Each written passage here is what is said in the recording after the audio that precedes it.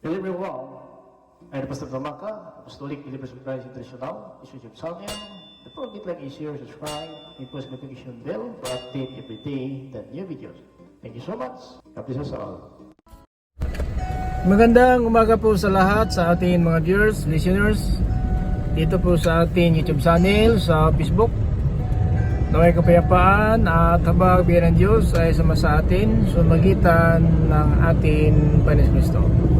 Mga kapatid, ito ngayon ang araw ng linggo, isa April 28, 2024. This is the day that the Lord has made. Rejoice unto God, because God is good all the time. Kapag alam natin mga kapatid, na araw ng linggo ay ito po para po sa Panginoon.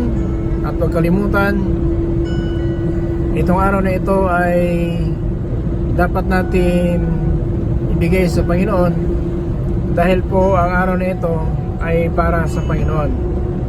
Hindi po ito para sa atin mga kapatid. Tandaan po natin, ang araw ng linggo ay para sa Panginoon.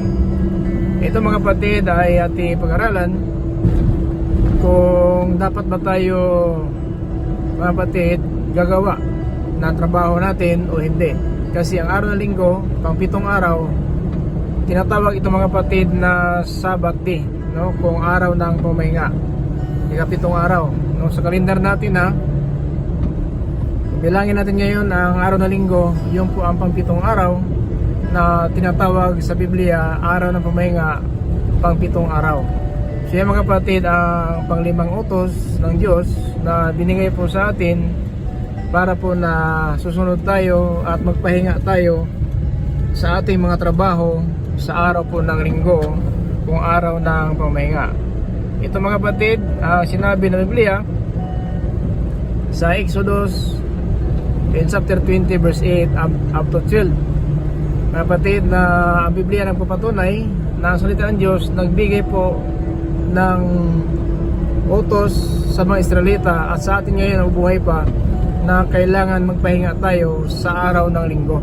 So ayan mga kapatid, ang dapat natin malaman at dapat natin sundin, dahil po ito po ang sinabi mga kapatid sa Biblia, Exodus in chapter 20 verse 8 up to 12. Pakinggan natin mga kapatid ang sinabi ng Panginoon. Ito po ang tungkol ng araw ng pamamahinga. Alalahanin ninyo ang araw ng pamamahinga at gawin ninyo itong natatanging araw para sa akin.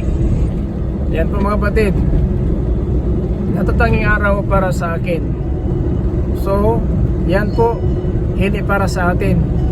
Natatanging araw para sa Panginoon. Verse 9. Magtrabaho kayo sa loob ng 6 na araw, pero ang ika-7 araw, ang araw ng pamamahinga, ay italaga ninyo para sa akin. So yan mga kapatid, no? Italaga natin para sa Panginoon ang araw ng pamamahinga. So hindi pa para sa atin, no? Maliwanag ang Biblia. Tuloy natin, verse 10. Ang Panginoon na inyong Diyos.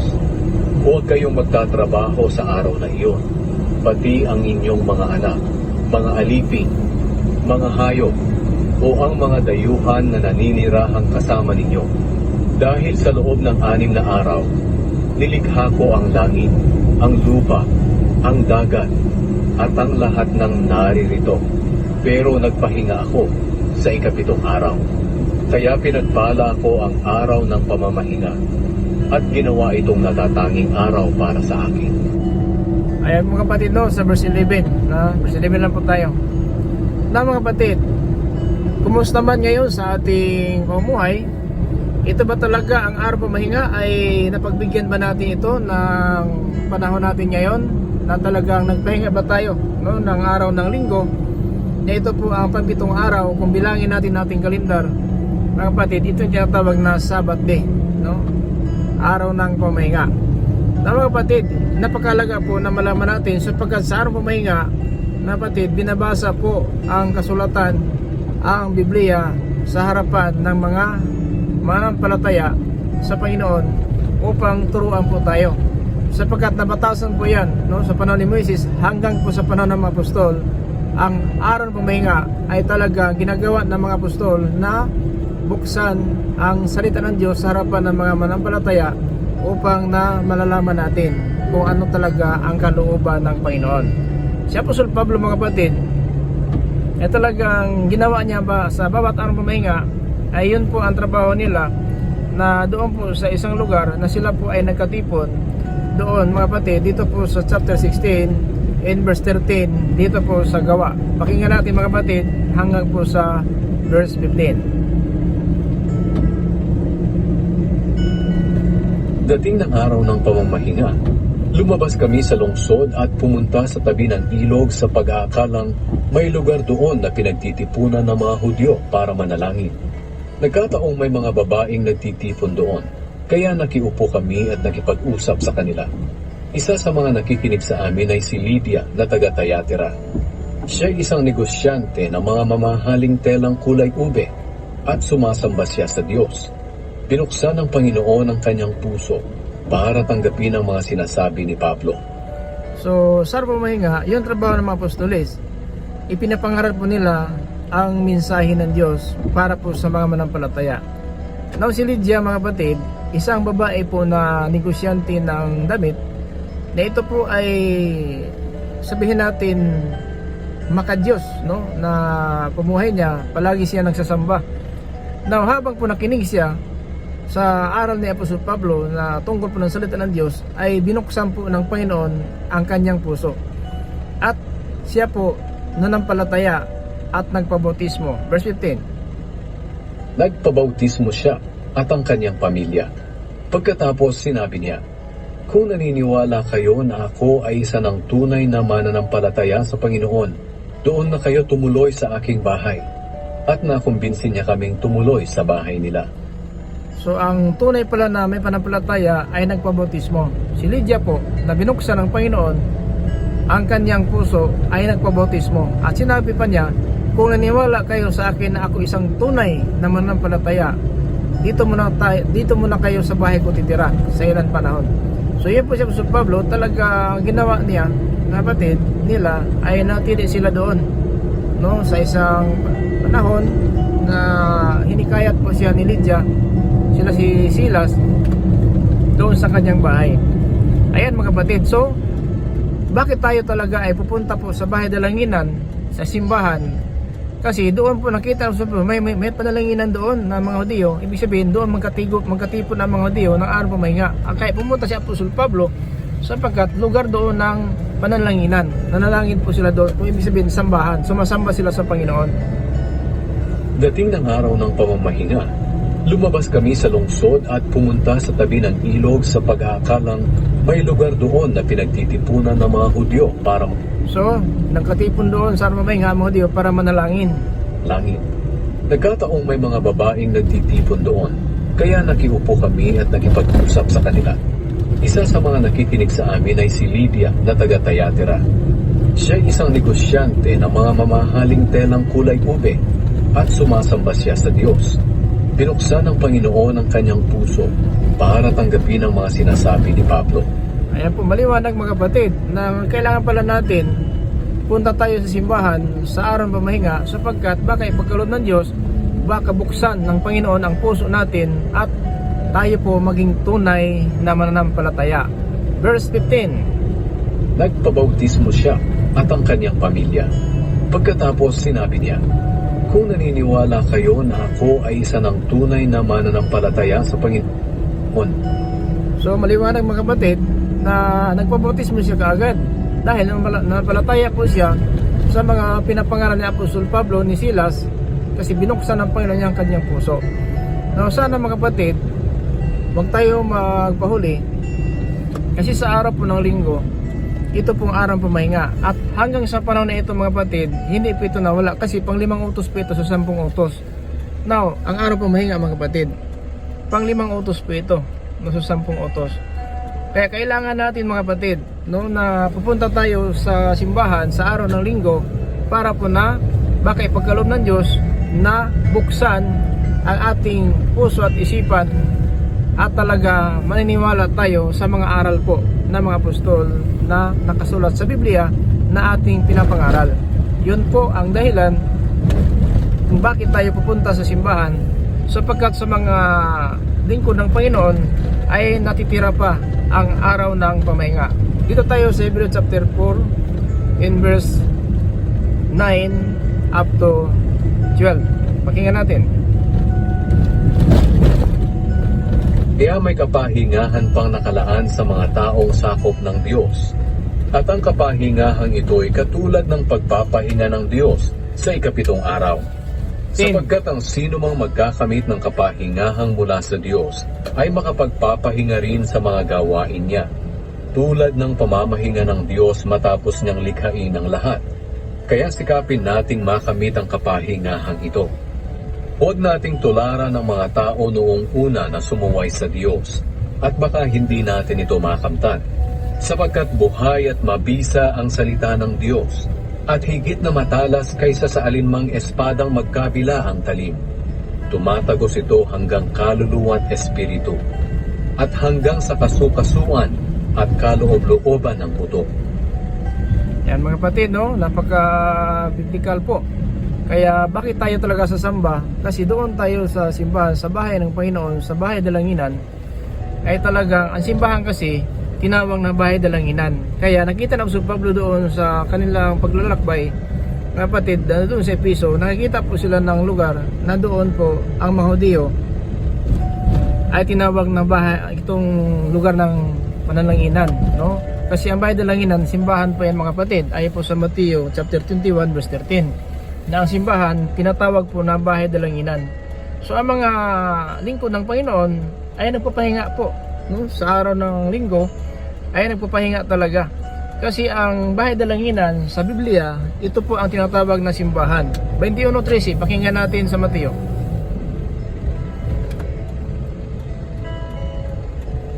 Tinabi niya sa kanila, sinasabi ng Diyos sa kasulatan, ang bahay ko ay bahay panalanginan. So ang simbahan, ang bahay ko ay bahay panalanginan. Kaya nakita ni Apostol Pablo ni Silas na doon sa tabi ng ilog, mayroon doon simbahan na bahay dalanginan ng mga Hudyo. Doon nagkatipon ng mga Hudyo at doon pumunta si Pablo at nakikiupo sila sa mga babae na si Lydia. At kanilang binuksan po ang salita ng Diyos para makinig po si Lydia.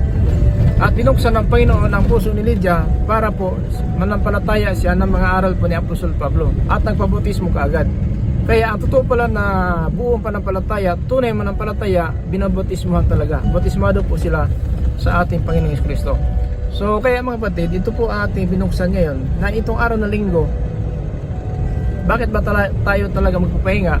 Dahil po doon sa bahay dalanginan, doon sa simbahan, doon po tayo tinuturuan ng Diyos at kinukurik po ang ating pamumuhay sa bawat araw kung talagang ito pa ay karapat-dapat sa kanyang paningin o hindi. Kasi alam po, nakasaliksik po ang Panginoon sa puso ng tao. Mga kapatid, tanda po natin na dito po sa Hebreo in chapter 4 in verse 13 na wala nang katago, mga kapatid, wala nang katago po sa paningin ng Diyos. Lahat po hayag, mga kapatid. 2:4-13 sa Hebreo. Walang makapagtatago sa Diyos. Nakikita niya at lantad sa paningin niya ang lahat, at sa Kanya tayo mananagot. Ayan na. Wala nang kapagtatago, no, sa ating Panginoon. Lahat lantad po. Kaya ingat tayo. Baka sabihin natin, okay lang itong trabaho ko na linggo. Nakikita ka ng Panginoon kung nagtatrabaho ka ng linggo o wala. Kasi alam po ng Panginoon ang lahat ng tao. Proverbs chapter 5:21. Pakinggan natin na saan man tayo paroroon, ang Panginoon po, anak po natin, ay tinitingnan po tayo. 5:21 sa Proverbio. Pakinggan natin na. Sapagkat nakikita ng Panginoon ang lahat ng iyong ginagawa. Saan ka man naroroon, tinitingnan ka niya. Ang masamang tao ay bihag ng kanyang kasamaan. Mga kapatid, saan man tayo paroroon, tinitingnan po ng Panginoon at alam po ng Panginoon ating ginagawa. Sapagkat nakikita ng Panginoon ang lahat ng iyong ginagawa. Saan ka man naroroon, tinitingnan ka niya. Ang masamang tao ay bihag ng kanyang kasamaan. So, ang masamang tao ay bihag ng kanyang kasamaan. So, maging masama po tayo dahil po ng araw ng linggo, ito po ay para sa Panginoon, ay pinagtrabaho po natin.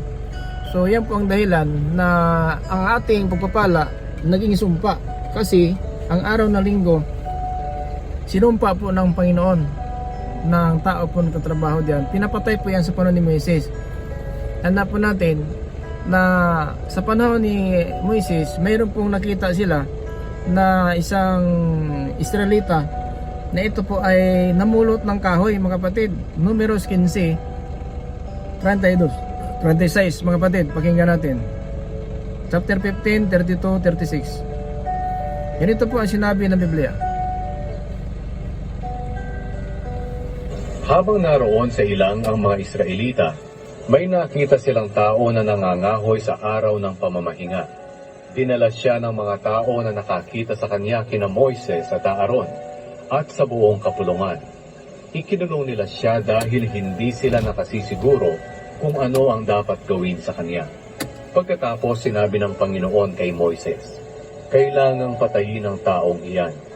Babatuhin siya ng buong kapulungan sa labas ng kampo. Kaya dinala siya ng mga tao sa labas ng kampo at pinagbabato hanggang sa mamatay, ayon sa iniutos ng Panginoon kay Moises. Ngayon mga kapatid, kapag nagtrabaho ang tao ng linggo, hindi tayo pinapatay. Kasi, bakit hindi tayo pinapatay? Dahil na ang impyerno po nakahanda.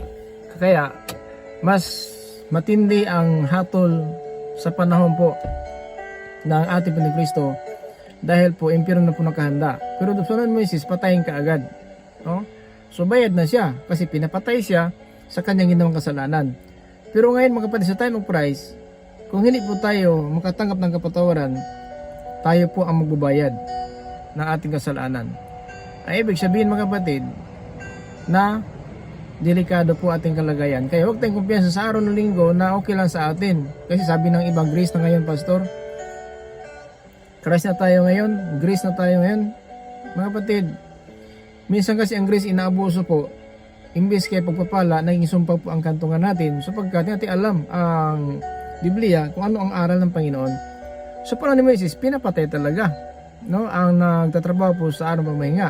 Pero ngayon, hindi man tayo pinapatay ng bato, kasi time of Christ tayo ngayon.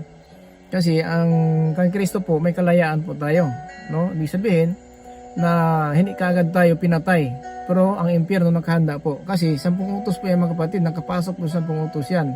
Pang-5 utos po itong araw ng pamahinga. So sa 10 utos, pang-5 po ito. So tanda po natin, ang 10 utos hindi po nawala hanggang sa pagparito ng Panginoon Kristo. Kasi sinabi niya sa Banal na Aklat, hindi ako naparito upang sirain ang kautusan ni Moises. Pakinggan natin sa Mateo in chapter 5 in verse 17. Ganito po mga kapatid ang sinabi po ng Biblia sa Mateo chapter 5:17. Ito yung sinabi ng Panginoon.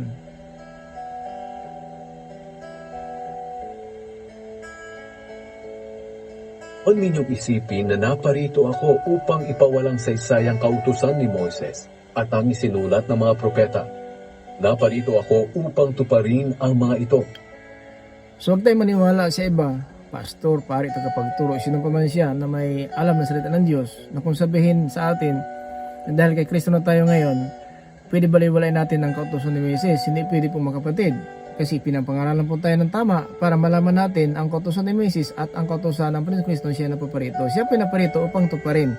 So hindi po siya naparito upang pawalang bisa po ang kautusan na sinabi ng Panginoon kay Moises. Huwag ninyong isipin na naparito ako upang ipawalang saysay ang kautusan ni Moises at ang isinulat ng mga propeta. Naparito ako upang tuparin ang mga ito. So maliwanag po wala pong magpagmalaki na marunong siya kaysa iba at marunong siya kay Apostol Pablo na siya po mga kapatid, tandaan po natin ay binigyan ng Panginoon ng karunungan para po turuan tayo ng mga hintil na sa ating pamuhay ngayon ay wag natin mga kapatid hayaan na iligaw po tayo ng mga tao. May mga tao kasi tandaan po natin na iba po ang pag-aral nila, iba po ang papaliwanag na dahil kay Kristo na tayo ngayon pwede ka na magtrabaho ng linggo. Hindi po pwede mga kapatid. Kasi hanggang ngayon, ang 10 utos, hindi po nawala yan. Kaya nga sabi ng Panginoon, naparito ako, hindi pa walang bisa ang kautusan ni Moises.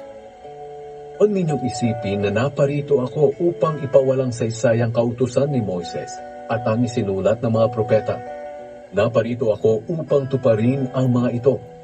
Pero bakit mayroong pastor, mayroong mga tagapagturo, o sino pa ba, pari ba, kung sabihin natin marunong sa Biblia na ang linggo, para pong ikaw lang ang magpasya kung gusto mo o hindi. Hindi po. Utos po ito ng Diyos. Kaya nga sa panahon ni Moises, pinapatay talaga ang lumabag po ng araw pamahinga. Kasi ang sabi sa, balikan natin mga kapatid dito sa Hebreo, na ang mga lingkod ng Panginoon ay nagpapahinga sila. Nagpapahinga sila tulad ng Diyos nagpapahinga. Pakinggan natin mga kapatid ulit sa chapter 4 verse 9 dito po sa Hebreo up to 10 o 11. Kaya may kapahingahan pang nakalaan sa mga taong sakop ng Diyos. So, tayo mga sakop ng Diyos, ibig sabihin mga alipin ng Panginoon, mga sakop ng Diyos, ay may kapahingaan pa talaga. So, huwag tayong susunod sa iba na ang sabi nila dahil Kristo na tayo ngayon, tayo Christ tayo ngayon, pili ka na magtrabaho ng linggo. Wala talaga. Matindi po ang impyerno na puntahan ng tao. Grabe po, walang kapahingaan magpakailanman. Araw-gabi, 24/7, manglilitaw ka sa impyerno hanggang walang katapusan. Yan mga kapatid, ang napakadelikado po kung yun mapuntahan natin. Kaya wag naman sana mga kapatid, dahil po sa pira na ang linggo po, ay magtatrabaho ka dahil times to ang sahod mo. Oras mo is 25% pa, kung 50% pa. Ano mapapala natin kung maangkin na mo sa limutan, mapahamak naman ating kaluluwa. Mga kapatid, 16:27, Mateo 16:26, mga kapatid. Pakinggan natin ha. Ganito po sinabi ni Apostol Mateo, na sinulat po ni Mateo na sinabi ng Panginoon Kristo. 16:26 dito po sa Mateo. Pakinggan natin ha. Ito po sinabi ng Biblia. Ano ba ang mapapala ng tao kung mapasa kanya man ang lahat ng bagay sa mundo, pero mapapahamak naman ang kanyang buhay? May maibabayad ba siya para mabawi niya ang kanyang buhay? Wala tayong magawa. Tanda po natin na ang kayamanan hindi makapagligtas sa atin sa araw ng paghukom. Kaya ingat tayo. Kasi ang kayamanan mga kapatid dito sa limutan, hindi makatulong yan mga kapatid sa araw ng paghukom. Kaya wag natin hayaan mga kapatid na dahil sa kayamanan na yan, makalimutan po natin ang linggo. Makalimutan po natin ang araw pamahinga dahil po sa pira na hinangad po natin. Tanda po natin sa araw ng hatol, hindi makatulong sa atin ang kayamanan. Kaya ang sabi ni Mateo sa kanyang sulat sa 16:26, ano ang pakinabang ng isang tao, maangkin man niya ang lahat dito sa mundo, ngunit mapahamak naman ang kanyang buhay, kaluluwa. So, mayroon ba siyang magawa na imabawi pa niya ang kanyang buhay? Hindi na po. Wala tayong magawa. Kasi sa araw ng paghukom, kahit ano ang kayamanan natin, hindi makatulong yan sa atin. Pakinggan natin ha, Proverbs 11 verse 4. Ang kayamanan ay hindi makakatulong sa araw ng paghuhukom. Ngunit ang matuwid na pamumuhay ay magliligtas sa iyo sa kamatayan. Ngunit ang matuwid na pamumuhay ay magliligtas sa iyo sa kamatayan. Paano ko maligtas sa impyerno kung nabag po natin ang utos ng Diyos? Sapagkat ang paglabag ng utos ng Diyos ay kasalanan. Pakinggan natin na is 1 John chapter 3 verse 4. Ang paglabag ng utos ng Diyos kasalanan. Kaya dahil nagkasala tayo, sa diablo po tayo. Pakinggan natin na chapter 3 verse 4 dito po sa 1 John. Ang lahat ng nagkakasala ay lumalabag sa kautusan ng Diyos dahil ang kasalanan ay paglabag sa kautusan. Ngayon, kung saan pong utos, mga kapatid, nakapasok po ang araw ng pamahinga kung Sabbath day, araw na linggo pa 7 araw, ay dapat magpahinga tayo. Labag natin ang utos. Dahil nalabag natin ang utos, nagkasala tayo. Mga kapatid, din ang makasalanan ay para po sa diablo. Chapter 3 verse 8 sa 1 John. Ngunit ang nagpapatuloy sa kasalanan ay kampo ng diablo. Na kung magpatuloy tayo sa paglabag, ang linggo na para sa Panginoon, trabaho pa rin tayo, kampo tayo ng diablo. Ngayon, umasa ka ng kaligtasan, umasa po tayo ng buhay na walang hanggang. kung kampo tayo ng Diablo, papaano tayo makapunta ng kaharian ng langit? Na kung Diablo po ang sinusunod natin. Sapagkat 10 utos po yan mga kapatid, nakapasok po ang araw pamahinga sa 5 utos, dapat tayo magpahinga. Kaya nga, natitira pa itong araw pamahinga sa atin ng mga lingkod ng Panginoon. Kaya nagpapahinga tayo. Kasi yung po sinabi, balikan tayo sa Hebrew chapter 4 verse 9 up to 11. Ito sinabi talaga na ang mga lingkod ng Diyos ay nagpapahinga pa rin, sakop ng Diyos. Kaya may kapahingahan pang nakalaan sa mga taong sakop ng Diyos. At ang kapahingahang ito'y katulad ng pagpapahinga ng Diyos sa 7 araw. Ayan po. So maliwanag po Wala tayong katuwiran sa araw ng paghukom dahil napakaliwanag po ng Biblia. Itong 5 utos o 10 utos dapat natin igalang sapagkat ito mga kapatid ang nais ng Panginoon na matuto tayo bilang Kristiyano, bilang alagad ng Panginoon, kung mga tauhan ng Panginoon, dapat tayo magpahinga sa 7 araw tulad ng pupahinga ng Panginoon sa kanyang paggawa ng langit at lupa. Kaya may kapahingahan pang nakalaan sa mga taong sakop ng Diyos. At ang kapahingahang ito'y katulad ng pagpapahinga ng Diyos sa 7 araw. 10. Sapagkat ang sino mang magkakamit ng kapahingahang mula sa Diyos ay makapagpapahinga rin sa mga gawain niya, tulad ng pamamahinga ng Diyos matapos niyang likhain ang lahat. Kaya sikapin nating makamit ang kapahingahang ito. Huwag nating tularan ang mga tao noong una na sumuway sa Diyos, at baka hindi natin ito makamtan. Huwag tayo tutulad na ang mga angkan po ng Israel nalabas po sa Ehipto. Pagdating po sa bundok ng Sinai, doon po sa bundok na Horeb, na doon mga kapatid ay sila po nakipaglaban po kay Moises at sa Panginoon at namatay po talaga sila na lumalaban sa panahon po ni Moises sa bundok ng Sinai. Halos mga kapatid, libo-libo ang patay, no? Na mga tao po na pinarusahan ng Panginoon sa kanilang paglabag ng utos ng Diyos sa panahon po ni Moises ni Aaron. Na kapatid, pagsikapan daw natin, ibig pagsikapan, kung nung unang linggo ay nagtrabaho ka talaga, wag na. Pagsikapan natin na magawa natin itong linggo na ito ay para po mapuri ang Panginoon, pasalamatan at igalang ang araw na itong linggo dahil itong linggo para sa Panginoon. Hindi po para sa atin ito. Wag naman tayo maging sakim. Lunes hanggang Sabado, binigyan ng Diyos sa atin. Napakasakim naman natin na hanggang linggo po, trabaho pa rin tayo. Hindi ka ba nasayahan ng 6 na araw para sa iyo? Hindi ka ba kontento na mapagpapalat ng Diyos sa 6 na araw, kulang ka pa, kinulangan ka pa, trabaho ka pa rin ng linggo? Kaya tama si Mateo, ano ang pakinabang ng isang tao maangkin man niya ang buong mundo kung lahat ng bagay sa limutan mapahamak naman ang kanyang kaluluwa? Mga kapatid, huwag natin hayaan na dahil po sa linggo na yan, maimpyerno po tayo. Baka sabihin niyo, Pastor, linggo lang yan, maimpyerno. 10 utos po yan. Nakapasok 10 utos po yan, 5 utos o 10 utos yung linggo na araw pa may kung Sabat day, 7 araw, pahinga po tayo. Mga kapatid, ito po yung mensahe ng Diyos para po sa atin. Baka sa mga araw na ito, parang wala tayong alam ng salita ng Diyos. No? Tandaan po natin, ang sabi po sa Lucas chapter 6:46, bakit pa kayo tumawag sa akin, Panginoon, Panginoon, na hindi naman yung ginagawa ang aking mga utos? So walang kabuluhan, pagsamba, pagpuri, kung hindi natin ginagawa po, mga batid, ang utos ng Diyos. Pakinggan natin sa Lucas 6:46. Bakit ninyo ako tinatawag na Panginoon? Gayong hindi naman ninyo sinusunod ang mga sinasabi ko. Mga kapatid, nanalangin tayo. Sa ating pagtulog, pagising, nanalangin tayo. Pero ang linggo nagtrabaho tayo. Huwag na natin tatawag. Ganun pa rin, tumatawag tayo. Nanalangin tayo sa umaga, nanalangin tayo sa gabi. Pero ang pagsimba, itong 7 araw para sa Panginoon natin ginagawa. Hindi po natin ito sinusunod. So walang kabuluhan. Bakit question po dito? Bakit pa kayo tumawag sa akin?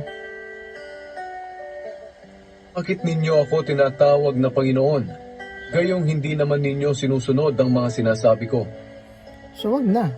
Bakit po nalangin ko, Pastor, aga, gabi, aga, Maaga pa ako nagising, nanalangin pagkagabi, nanalangin ko. Ngayon kung yung linggo, araw ng paminga, hindi ka nagpahinga, trabaho ka pa rin, di ka pa sinumpa. Hindi sinasabi, nanalangin ka palagi, yung araw ng linggo, pwede mo labagin yun. Wala tayong mabasa diyan. Kaya nanalangin ka na araw umaga, pagkalinggo, trabaho ka pa rin. Wala tayong mabasa, na-absent ka dyan, dahil nanalangin ka na araw at gabi. Trabaho po naman manalangin araw at gabi. Pero kung labagin mong utos, kasalanan po yan. Di ba? So, wala tayong maasahan na kaligtasan kung sa harapan ng Diyos, sinumpa po tayo. Now, si Kristo po ang naging sumpa sa atin para po sumunod tayo ng kanyang utos para ang sumpa mawala po sa atin. Paano natin sundin ang utos na labag natin ang kapitong araw na linggo, araw kung Sabat di, trabaho pa rin tayo. So, wag sana mga kapatid, ganun na lang pamuhin natin. Tanda po natin, pinapatay po sa panahon ni Moises ang lumalabag ng araw ng pamahinga. Maliwanag po yan, no? Sa Numeros, mga kapatid, kung number, in chapter 15, in verse 32 to 36. Kaya wag natin hayaan na ito mga kapatid, ang Biblia nagtuturo po sa atin. Kaya sabihin, Pastor, Old Testament na yan. Bakit Old Testament? Baliwalain natin Old Testament. Salita din ng Diyos yan. New Testament, Old and New Testament, isang Diyos nagsalita lang yan. Huwag mong sabihin na iba ang Old, iba ang New. Hindi po iba. Isa lang Diyos nagsalita dyan. Ikaw lang nag-iba. Pero ang salita, hindi nag-iba. Tao lang nag-iba. Gusto mo kasi na ang gusto mo ang sundin mo. Hindi. Hayaan lang natin kung gusto mo yan. Kasi ang Diyos mapagbigay talaga. Pero sa araw na hatol, kahit anong kayamanan mo, hindi ka iligtas ng kayamanan mo sa araw ng paghatol. Sa Proverbs chapter 11 in verse 4. Diba? Maliwanag po, 11 verse 4 sa Proverbs. Hindi ka maligtas ng kayamanan mo. Kaya kung wala ka ng linggo, puro na lang particular, sa trabaho ka lang palagi, wala ka ng linggo sa Panginoon, hindi ka maligtas ng kayamanan mo yan, mga kapatid. Maliwanag po dito mga kapatid sa 11.4. No? Hindi ka maligtas ng kayamanan mo sa araw ng paghukom. Ang kayamanan ay hindi makakatulong sa araw ng paghuhukom.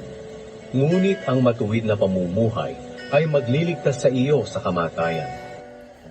Maligtas tayo sa impyerno, sa palawang kamatayan, kung matuwid pamuhay natin. Paano maging matuwid tayo na sinulungat natin ang utos ng Diyos? So, ang kayamanan hindi makakatulong sa araw ng paghukom.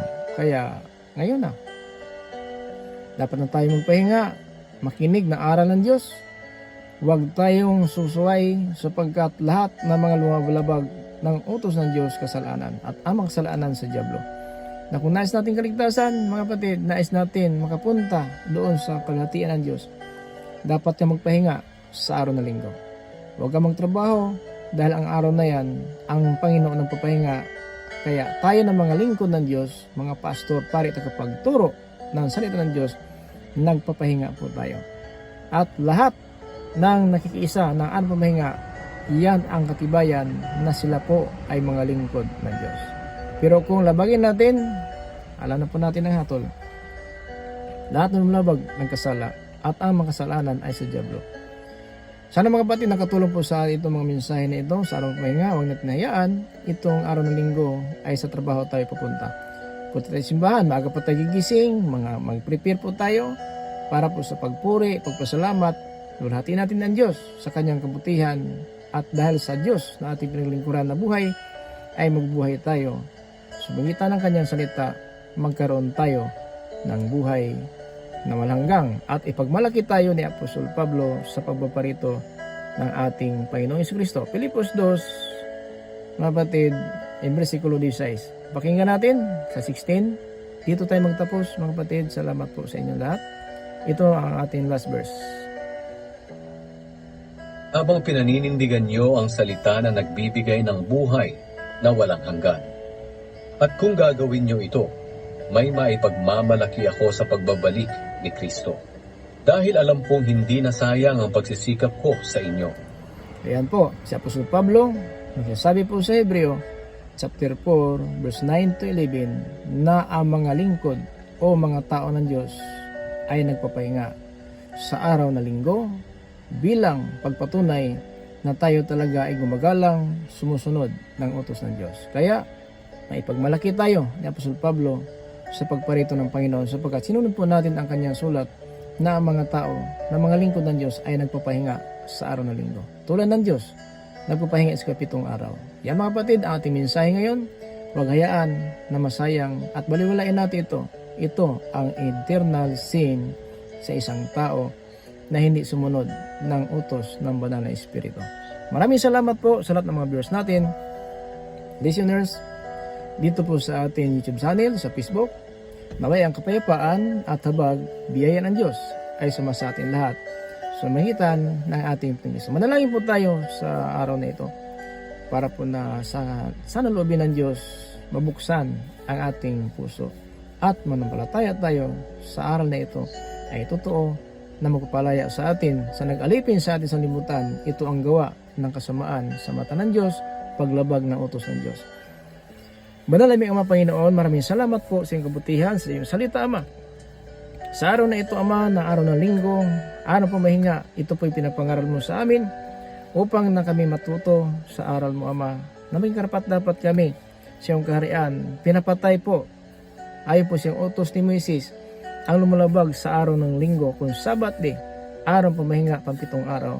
Ngunit, Ama, sa iyong habag hanggang sa mga araw na ito, hindi mo kami pinapatay na lumalabag sa araw na ito. Subalit, Ama, yung biyaya ang natili sa amin, nagbibigay sa amin ng aral upang maiwasan ang pamuhay na makasalanan. Dahil ayaw mo, Ama, na ang tao mapunta sa impyerno. Nais mo, Ama, na ang lahat ng tao makapagsisi at tumalikod sa masamang pamuhay. Panginoon, maraming salamat po sa lahat nakatingin ng video na ito. Panginoon, pagpalain mo po sila. Buksan mo, Ama, ang kanilang puso at isipan na sana maiwasan na po, Ama, ang hindi sang-ayon sa iyong kalooban. Panginoon, wag sana kami maging suwail, wag sana magmatigas ang aming puso at isipan. Panginoon, buksan mo po ang bawat puso ngayon na nakatingin ng live ng video na ito.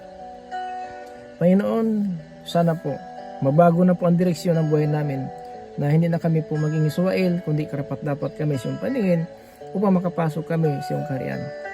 Lalo, Panginoon, pagkukulang namin, hindi kami sakdal sa iyong paningin. Mali nagkamali man kami sa mga pag-iisip, naramdaman, panalita. Minsan amin nagawa, Ama, ang hindi ayon sa iyong kalooban. Patawad po, Ama, lalo po sa trabaho ng linggo, Ama, patawarin mo po sila. Bigyan mo sana ng pagkataon na itong linggo talaga ay para sa iyo, Ama. Sana malaman nilang katotohanan upang huwag mahatulan kami ng hatol na parusa.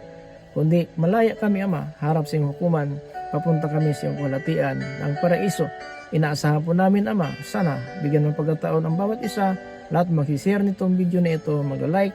Panginoon, pagpalain mo sana ang pamuhay nila. Bigyan mo sana ng pagkataon, Ama, na may karapat dapat kami na makapasok sa iyong kaharian. Maraming salamat, Ama. Sa pagkataon ito, purihin ka mga pagkailanman. Ito ni Kristo namin tagapagligtas. Amen. Amen. Maraming salamat po sa mga viewers natin. Ito po yung lingkod kay Kristo Jesus, Pastor Rito Maca, Apostolic Believers of Christ International. Kasi din to us in grace, mercy, in peace. Be with you us, Jesus Christ. Amen. Happy Good Sunday. I love you all. Bye-bye.